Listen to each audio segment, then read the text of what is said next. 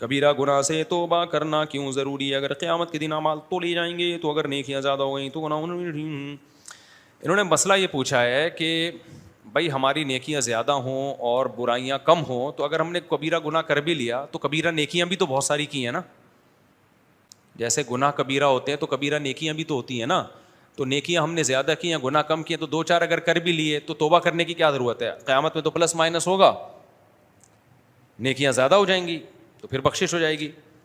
تو دیکھو قیامت میں بار بار میں بتاتا ہوں نیکیاں گینی نہیں جائیں گی بلکہ تولی جائیں گی. بعض دفعہ ایک گناہ جس کو آپ کبیرہ سمجھ رہے ہوتے ہیں وہ ہی اتنا وزنی ہو جاتا ہے کہ آپ کی ساری کبیرہ نیکیوں کو وہ کھا جاتا ہے.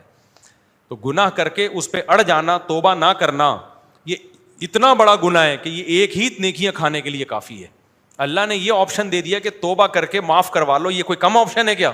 اس میں بھی موت آ رہی ہے کہ توبہ کرتے ہوئے. تو اس پہ اللہ کو غضب آ گیا. میں یہ نہیں کہہ رہا لازمی جہنم میں جائے گا, اللہ ہو سکتا ہے اس کی نیکیوں کا پلڑا بھاری ہو جائے, کوئی ایسی نیکی کی ہو بہت ہی بھاری نیکی کر دی ہو, اس نے 4 شادیاں کر کے بیٹھا ہوا, سوری استغفر اللہ, یعنی اس زمانے میں تو یہ بھی کوئی آسان کام نہیں ہے.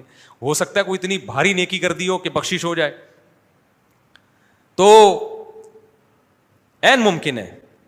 لیکن بھائی کوئی کنفرم نہیں ہے, ہو سکتا ہے ایسا گناہ ہو جو اس نیکیوں پہ کیا آ جائے, بھاری پڑ جائے. اس لیے گناہ سے توبہ ضروری ہے, کیونکہ توبہ نہ کرنا مستقل ایک جرم ہے.